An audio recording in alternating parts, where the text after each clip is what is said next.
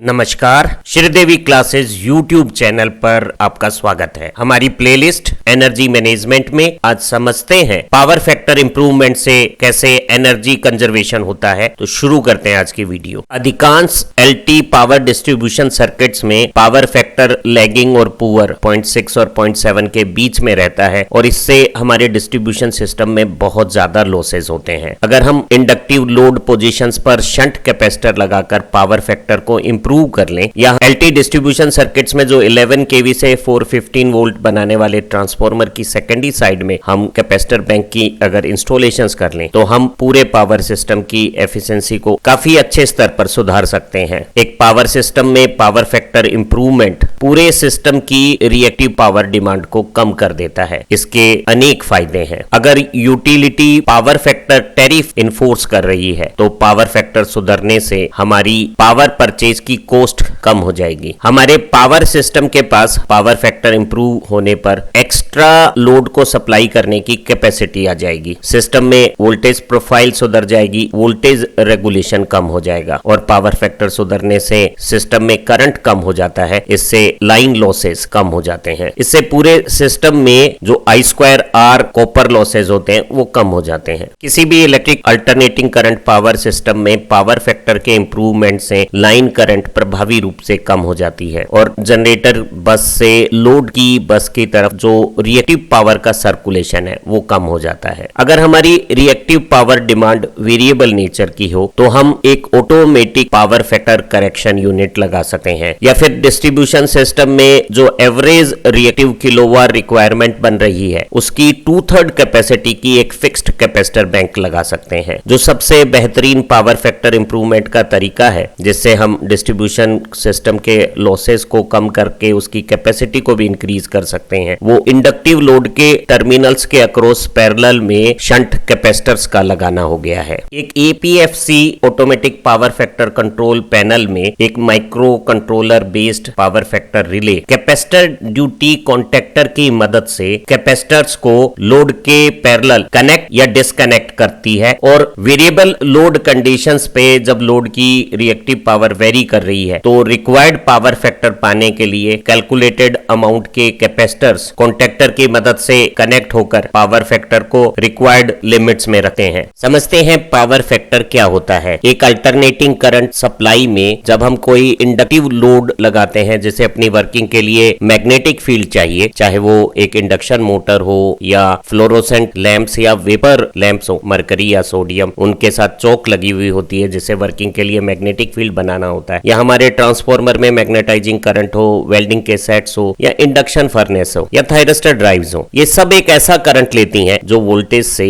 Phase में पीछे होता है। अर्थात साइनोसोडल वेरिएशन में करंट का पीक मैग्नीट्यूड वोल्टेज के पीक मैग्नीट्यूड के कुछ समय बाद आता है। वहीं कैपेसिटिव लोड में करंट का फेज वोल्टेज के फेज से लीड करता है, अर्थात करंट का जो पीक इंस्टेंटेनियस मैग्नीट्यूड है वो टाइम में वोल्टेज के पीक इंस्टेंटेनियस मैग्नीट्यूड से पहले आ जाता है। वहीं कुछ रेजिस्टिव लोड हो सकते हैं जिसमें वोल्टेज और करंट आपस में सेम फेज में होगी, अर्थात दोनों के इंस्टेंटेनियस पीक एक ही समय में आएंगे। करंट और वोल्टेज के फेजर के बीच में ये जो फेज डिफरेंस एंगल फाई होता है, इस फाई के कोसाइन को हम पावर फैक्टर कहते हैं और कॉस फाई का मान इस तरह के प्योर रेजिस्टिव सर्किट में जब करंट और वोल्टेज के फेजर सेम फेज में होते हैं, फेज डिफरेंस 0 होता है, उस समय अधिकतम यूनिटी होता है, अन्यथा पावर फैक्टर का मान हमेशा यूनिटी से कम होता है। इस करंट फेजर ट्राइंगल में करंट के दो रूप हो गए हैं, एक जो वोल्टेज के इन फेज रूप में है और दूसरा जो वोल्टेज से क्वाड्रेचर 90 डिग्री एंगल बनाकर है। ये जो इन फेज कंपोनेंट है वो वोल्टेज के साथ एक रियल पावर बनाता है जो एक्चुअल में वर्क और एनर्जी प्रोड्यूस करती है। वहीं ये जो दूसरा करंट रिएक्टिव करंट वोल्टेज के साथ एक रिएक्टिव पावर बनाता है जो एनर्जी का स्टोर और रिलीज बताती है। तो अपरेंटली हमारी पावर V और I का प्रोडक्ट S के दो घटक हो गए, एक real active power VI cos phi और एक एनर्जी को स्टोर और रिलीज करने वाली power VI sin phi reactive power. किसी भी इलेक्ट्रिक सर्किट में पावर फैक्टर एक्टिव पावर जिसे हम किलोवाट में मेजर करते हैं और जो टोटल अपरेंट पावर है जिसे हम KVA में मेजर करते हैं उसका अनुपात हो गया। अगर किसी सर्किट में पावर फैक्टर यूनिटी के ज्यादा करीब है तो वो ये बता रहा है कि हम अपरेंट वोल्टेज और करंट के प्रोडक्ट में working working power, active power अधिक रखते हैं। एक प्योर रेजिस्टिव लोड में जब करंट फेजर और वोल्टेज फेजर सेम फेज में होते हैं, फेज डिफरेंस एंगल 0 होता है, तो इस फेज डिफरेंस एंगल का कोसाइन पावर फैक्टर यूनिटी होता है और ये एक सर्किट की मोस्ट ऑप्टिमम इलेक्ट्रिक लोडिंग को रिप्रेजेंट करता है, जिसमें सिस्टम की सारी apparent power real working power हो गई है और रिएक्टिव पावर 0 हो गई है। अगर करंट फेजर और वोल्टेज फेजर के बीच में फेज डिफरेंस एंगल आता है, चाहे करंट इंडक्टिव लोड में यहां दिखाए अनुसार वोल्टेज से लैग करे या कैपेसिटिव लोड में लीड करे, अगर ये एंगल फाई बढ़ता है तो इसका जो कोसाइन है पावर फैक्टर वो घटा है, और अगर पावर फैक्टर यूनिटी से कम है तो इसका मतलब है कि जो टोटल हमारे सर्किट की अपरेंट करंट या पावर कैपेसिटी है उसका एक्चुअल में real working part I cos phi working current या VI cos phi active power कम हो गई है, और हमारी कैपेसिटी का कुछ हिस्सा एनर्जी को स्टोर और रिलीज करने वाला करंट रिएक्टिव करंट बना रहा है I sin phi, या एक रिएक्टिव पावर बन रही है Q। हम कह सकते हैं दूसरे शब्दों में कि सारी जो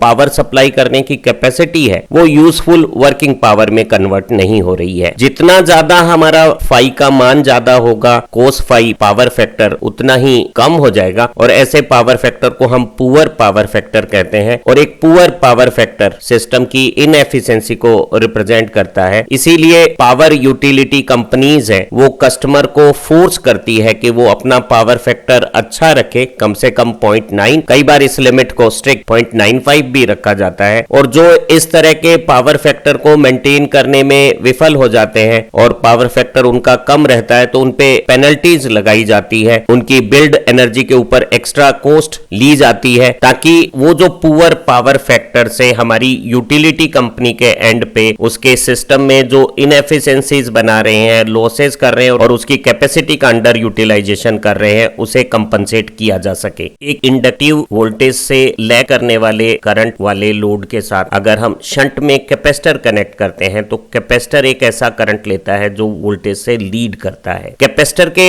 द्वारा लिया गया लीडिंग करंट का reactive power diagram inductive load के रिएक्टिव पावर डायग्राम से बिल्कुल उल्टा आता है, और हम कहते हैं कि एक लैगिंग रिएक्टिव पावर को शंट कैपेसिटर की लीडिंग रिएक्टिव पावर से कंपनसेट किया जा सकता है। और इस तरह से जब हम इंडक्टिव लोड के करंट के साथ कैपेसिटिव करंट को फेजर सम करते हैं तो टोटल करंट का मैग्नीट्यूड I डैश कम हो गया है, नए एंगल फाई 2 के साथ टोटल सर्किट का पावर फैक्टर इंप्रूव हो गया है, और सेम रियल पावर जनरेट करने वाला ये जो हमारा नया कॉम्बिनेशन सर्किट है वो पावर सिस्टम के साथ कम करंट पे काम करने पर उसकी एफिशिएंसीज बढ़ा रहा है। एक उदाहरण से समझिए कि एक power plant power working active current 80 ampere और एनर्जी को स्टोर और रिलीज करने वाला मैग्नेटिक फील्ड के लिए 60 एम्पियर रिएक्टिव करंट ले रहा है, और इन दोनों का फेजर सम यहाँ सिस्टम का करंट 100 एम्पियर बन रहा है। अगर हम ये जो reactive current inductive component power plant के ले रहे हैं उसे एक शंट कैपेसिटर लगाकर कंपनसेट करें तो हम पाते हैं कि ऑप्टिमम कंडीशंस पे पावर प्लांट का सारा रिएक्टिव करंट कैपेसिटर के रिएक्टिव करंट से जो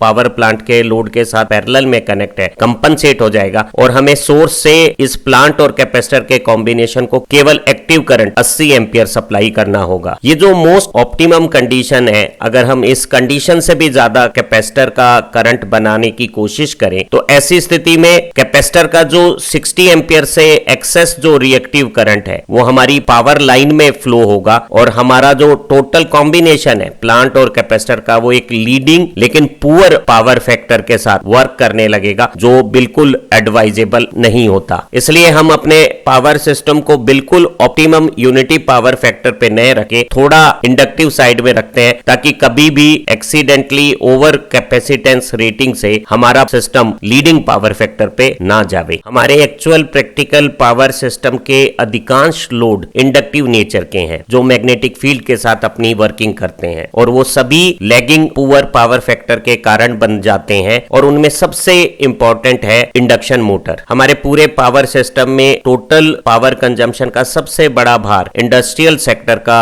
लोडिंग है, जो टोटल लोडिंग का 40% हो सकता है, और इस इंडस्ट्रियल लोड में भी एक बड़ा हिस्सा मोटर ड्राइव्स का है, और induction motor total industrial load का 80% लोड हो सकता है। अधिकांश एग्रीकल्चर इलेक्ट्रिक लोड एक इंडक्शन मोटर है। हमारे डोमेस्टिक कॉमर्शियल और इंस्टीट्यूशनल लेवल के जो दूसरे लोड है उनमें भी एक अच्छी अमाउंट इंडक्शन मोटर के लोड की है, और ये जो हमारी इंडक्शन मोटर है वो अगर कम लोड के साथ काम करती है या नो लोड पे काम करती है तो इसका पावर फैक्टर बहुत कम 0.2 से 0.3 के बीच में है, और जब ये फुल लोड पे आती है तब भी इसका पावर फैक्टर 0.8 से अधिक नहीं होता। तो हम समझ सकते हैं कि हमारे पावर सिस्टम में इंडक्शन लोड एक डोमिनेटिंग लोड है और उसमें स्टेटर और रोटर के बीच के एयर गैप में वर्किंग मैग्नेटिक फील्ड को बनाने के लिए जो मैग्नेटाइजिंग करंट चाहिए वो हमारे पूरे पावर सिस्टम के पावर फैक्टर को पुअर लैगिंग बनाने में सबसे ज्यादा महत्वपूर्ण भूमिका निभाता है। इसके अलावा हमारे पावर सिस्टम में वेपर डिस्चार्ज लैंप है, मरकरी या सोडियम फ्लोरोसेंट लाइट्स हैं, जो हमारे इंडस्ट्रियल इंडक्शन टाइप फर्नेसेस है, हमारे सभी ट्रांसफार्मर के मैग्नेटाइजेशन करंट की रिक्वायरमेंट है, वेल्डिंग सेट्स हैं, या जो थायरिस्टर ड्राइव्स हैं जिसमें वोल्टेज की वेव आने के बाद डिले एंगल से ट्रिगरिंग करते हैं तो करंट की स्टार्ट वोल्टेज से कुछ डिलेड एंगल के साथ होती है, तो ये सभी लैगिंग पावर फैक्टर के कारण बन जाते हैं। एक पावर सिस्टम में लो पावर फैक्टर बहुत ज्यादा अनडिजायरेबल है। सेम रियल वर्किंग पावर के लिए अगर हमारा पावर फैक्टर यूनिटी की बजाय 0.5 हो जाता है तो हमारा करंट 100% की बजाय लोड में डबलिंग 200% हो जाता है, और ये जो एडिशनल करंट आएगा, इंक्रीज जो करंट की होगी पुअर पावर फैक्टर होने से, वो हमारे सारे पावर सिस्टम के जो रेजिस्टिव एलिमेंट्स हैं उनमें एडिशनल एक्टिव पावर का लॉस करेगी। सेम रियल पावर सप्लाई के लिए जब हमें ज्यादा करंट सप्लाई करना पड़ेगा तो हमारे सारे पावर सिस्टम के कंपोनेंट, चाहे जनरेटर हो, ट्रांसमिशन लाइंस हो, ट्रांसफार्मर हो, उनकी केवीए या एमवीए रेटिंग को इंक्रीज करना होगा। इससे हमारे सिस्टम के जो कंपोनेंट है जब बड़े साइज के होंगे तो वो महंगे हो जाएंगे, और जो ज्यादा करंट सिस्टम के कंपोनेंट में जाएगा लो पावर फैक्टर के कारण वो ज्यादा I2R लॉसेस करेगा, ज्यादा वोल्टेज ड्रॉप करेगा, तो हमारे सिस्टम की एफिशिएंसी और वोल्टेज रेगुलेशन परफॉर्मेंस भी पुअर पावर फैक्टर होने के कारण खराब हो जाएगी। एक पावर सिस्टम में पावर फैक्टर का लो होने का साधारण सा अर्थ है कि हमारे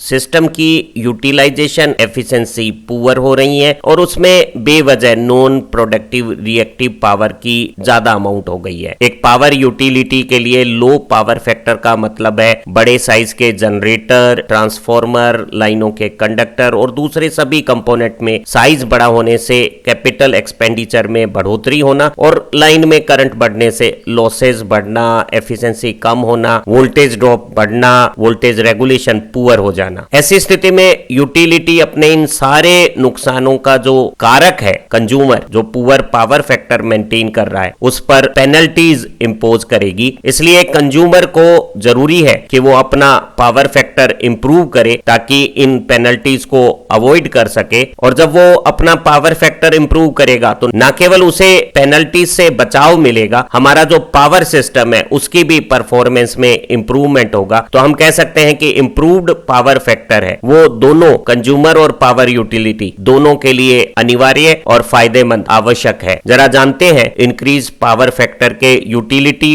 और कंज्यूमर को क्या लाभ है। पहले कंज्यूमर का पक्ष समझते हैं। एक इंडस्ट्रियल कंज्यूमर को जो इलेक्ट्रिसिटी चार्जेस पे करने होते हैं वो उसके द्वारा जो यूनिट कंज्यूम होती है उसके साथ साथ उसने जो मैक्सिमम केवीए डिमांड बनाई है उसके अनुसार होता है, और अगर उसका पावर फैक्टर पुअर है तो उसकी मैक्सिमम डिमांड केवीए में अगर इंक्रीज हो जाएगी तो उसे एक्स्ट्रा बिल पे करना पड़ेगा अपनी पावर कंजम्पशन के लिए, अगर वो पुअर पावर फैक्टर पे है तो। हालांकि पावर फैक्टर इंप्रूवमेंट एक कंज्यूमर के लिए एक एक्स्ट्रा एनुअल एक्सपेंडिचर है, कैपिटल इन्वेस्टमेंट के लिए भी, और हमारे जो पावर फैक्टर इक्विपमेंट है उनमें भी हल्का नेग्लिजिबल अमाउंट का लॉस भी कंज्यूमर के पक्ष में आ जाएगा। लेकिन डेफिनेटली अगर एक कंज्यूमर कैपेसिटर इंस्टॉलेशंस के बाद पावर फैक्टर को इंप्रूव करता है प्रॉपर वैल्यूज के साथ तो उसकी नेट एनुअल सेविंग डेफिनेटली होगी। अब जरा यूटिलिटी का पक्ष समझते हैं। जो यूटिलिटी के इक्विपमेंट्स हैं, जनरेटर, ट्रांसफार्मर, ट्रांसमिशन लाइन, सभी की रेटिंग केवीए पे होती है, जबकि उसका जो आउटपुट और एनर्जी रेवेन्यू है वो किलोवाट आउटपुट पे डिपेंड करता है। किसी केवीए रेटिंग पे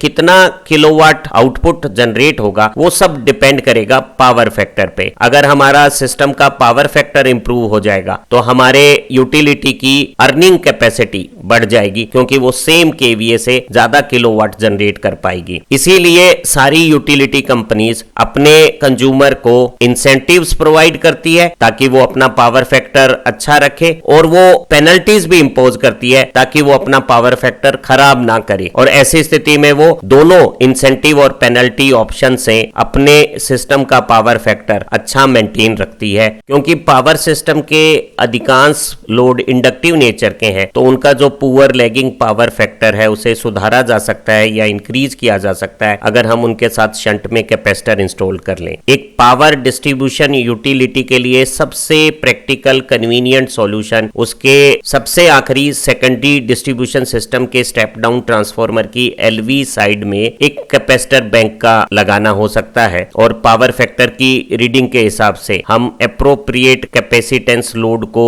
मैनुअली या फिर ऑटोमेटिकली स्विच ऑन या स्विच ऑफ कर सकते हैं। और एक ज्यादा एफिशिएंट लेकिन थोड़ा महंगा तरीका हो सकता है कि हम सारे पावर सिस्टम के इंडिविजुअल इंडक्टिव लोड के डायरेक्टली सीधे एप्रोप्रिएट वैल्यू के इंडिविजुअल कैपेसिटर्स को अगर इंस्टॉल कर दें तो हमें ज्यादा बेहतर रिजल्ट्स आ जाएंगे। इंडक्शन मोटर्स जैसा इंडक्टिव लोड यूटिलिटी से एक्टिव पावर के साथ साथ रिएक्टिव मैग्नेटिक फील्ड बनाने के लिए, एनर्जी को स्टोर और रिलीज करने के लिए भी रिएक्टिव पावर लेता है। और इस रिएक्टिव पावर से जो हमारी पावर यूटिलिटी कंपनी है उसकी कैपेसिटी यूटिलाइज होती है, लेकिन उसके रेवेन्यू जो सिर्फ एक्टिव पावर से बनने वाला है वो घट जाता है। अगर हम इंडक्शन मोटर्स की रिएक्टिव पावर डिमांड को एक शंट पैरेलल कैपेसिटर से मीट आउट करें तो मोटरों की रिएक्टिव पावर कैपेसिटर की रिएक्टिव पावर से अगर कंपनसेट हो जाए तो यूटिलिटी को सिर्फ रियल पावर सप्लाई करनी होगी, और ये जो उसकी एडिशनल कैपेसिटी है वो हमें एक्टिवली अवेलेबल मिल जाएगी। तो हम समझ सकते हैं कि एक पावर सिस्टम में लो पावर फैक्टर की प्रॉब्लम को जो इंडक्टिव लोड्स के कारण होती है उन्हें हम पावर फैक्टर इंप्रूवमेंट करने के लिए लोड के पैरेलल में शंट कैपेसिटर लगा के दूर कर सकते हैं। जो हमारे कैपेसिटर हैं वो एक रिएक्टिव करंट जनरेटर की जैसे काम करेंगे, और वो इंडक्शन मोटर को रिएक्टिव पावर किलोवाट में सप्लाई करके इंडक्टिव लोड की रिएक्टिव पावर को कंपनसेट कर देंगे और यूटिलिटी को रिलीव कर देंगे, और यूटिलिटी की जो एक्स्ट्रा कैपेसिटी है वो हमें एक्टिवली दूसरे लोड को सप्लाई करने के लिए अवेलेबल हो जाएगी। एक एग्जांपल से पावर फैक्टर इंप्रूवमेंट के लाभ समझते हैं। एक केमिकल इंडस्ट्री की इंस्टॉल्ड कैपेसिटी 1500 केवीए है, जिसके लिए उसने एक ट्रांसफार्मर लगा रखा है। अगर प्लांट की इनिशियल डिमांड 1160 केवीए है जबकि उसका पावर फैक्टर 0.7 है, तो ऐसी स्थिति में हमारी जो एक्चुअल डिमांड है और ट्रांसफार्मर की कैपेसिटी है उसके अनुसार जो ट्रांसफार्मर की लोडिंग है वो रफली 77.3 या 78% है। अगर हम कोई पेनल्टी अवॉइड करने के लिए, क्योंकि पावर फैक्टर 0.7 0.9 की लिमिट से काफी कम है, तो ऐसी स्थिति में इंडस्ट्री पे पेनल्टीज लग रही है, हम पावर फैक्टर को इंप्रूव करने के लिए 410 किलोवाट का कैपेसिटिव लोड मोटर के साथ पैरेलल लगा देते हैं। तो ऐसी स्थिति में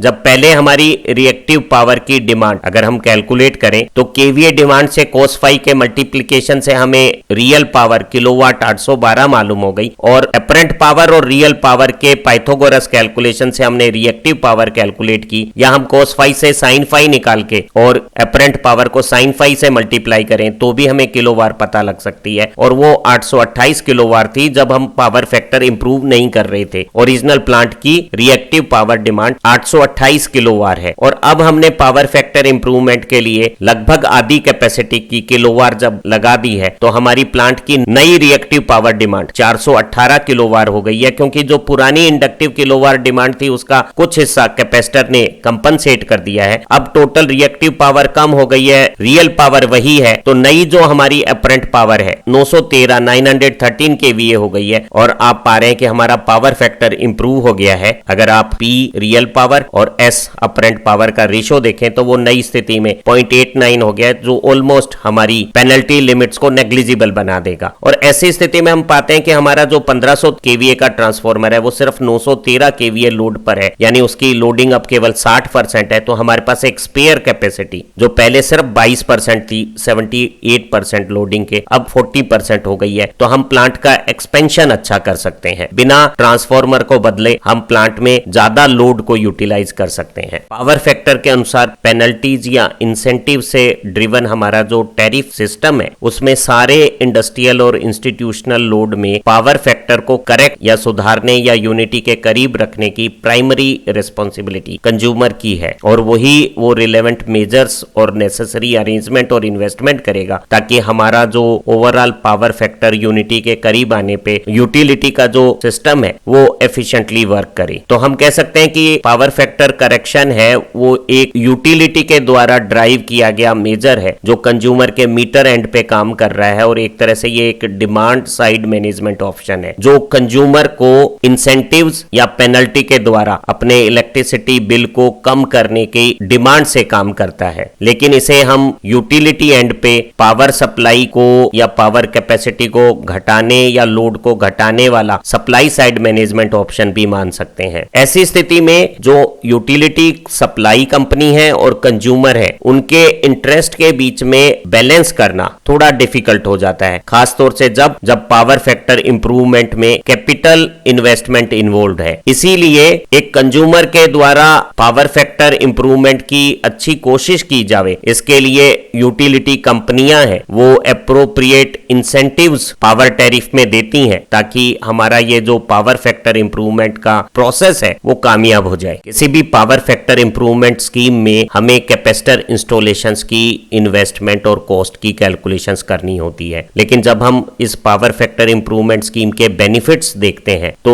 इन बिंदुओं को भी हम फिनेंशियली और फिजिबिलिटी एनालिसिस में इस्तेमाल करते हैं। पावर फैक्टर इंप्रूवमेंट से यूटिलिटी जो कंज्यूमर के बिलिंग चार्जेज हैं जो मैक्सिमम डिमांड के अनुसार होते हैं, इंप्रूव्ड पावर फैक्टर पे जब केवीए डिमांड कम होती है तो यूटिलिटी बिलिंग में कमी आएगी और पावर फैक्टर इंप्रूवमेंट के इन्वेस्टमेंट पर भी हमें बेनिफिट्स दिखेंगे। प्लांट के अंदर पावर फैक्टर इंप्रूवमेंट होने से जब करंट कम हो जाएंगे लाइंस में तो हमारे जो डिस्ट्रीब्यूशन लॉसेज हैं, जो एक बड़ी इंडस्ट्री में इंटरनल करंट फ्लो से जो कॉपर लॉसेज होते हैं वो 3% के आसपास हो सकते हैं, और पावर फैक्टर इंप्रूवमेंट होने पे इनमें इफेक्टिव डिक्रीज मिलेगी। हमारी मोटरों के टर्मिनल्स पे अगर पावर फैक्टर पुअर होता है तो हमारी लाइनों के रेजिस्टेंस और खासतौर से इंडक्टिव नेचर के कारण जो वोल्टेज ड्रॉप होती है उससे मोटरों की परफॉर्मेंस पुअर वोल्टेज से, कम वोल्टेज से खराब हो जाती है। अगर हम सिस्टम का पावर फैक्टर इंप्रूव करते हैं तो मोटर के टर्मिनल पे ज्यादा वोल्टेज आने पे मोटरों की परफॉर्मेंस सुधर जाएगी। एग्रीकल्चर लोड्स जो लंबी लाइनों पे लगे हुए होते हैं उनमें अगर हम एग्रीकल्चर मोटर के साथ शंट कैपेसिटर लगा के पावर फैक्टर इंप्रूव करते हैं तो मोटर की परफॉर्मेंस वोल्टेज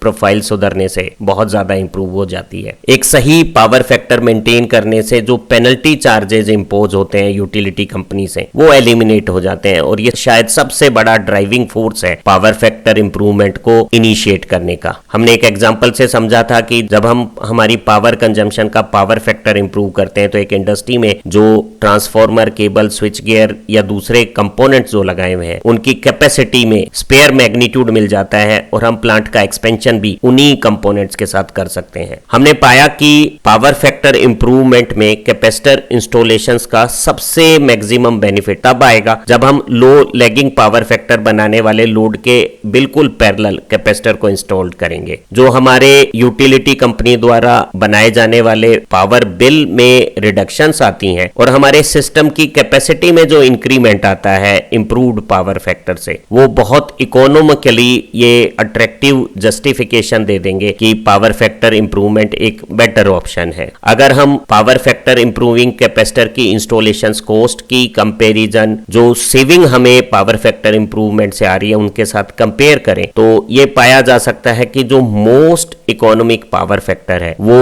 0.95 और 0.99 के बीच में कुछ हो सकता है। अब पावर सिस्टम में पावर फैक्टर की सिग्निफिकेंस और उसकी इंप्रूव्ड वैल्यू की इंपॉर्टेंस समझ पाए होंगे। इसी श्रृंखला की दूसरी वीडियो से आपकी विषय समझ और सुधरेगी। आप अच्छा पढ़ें, तरक्की करें। Have nice time. Thank you very much.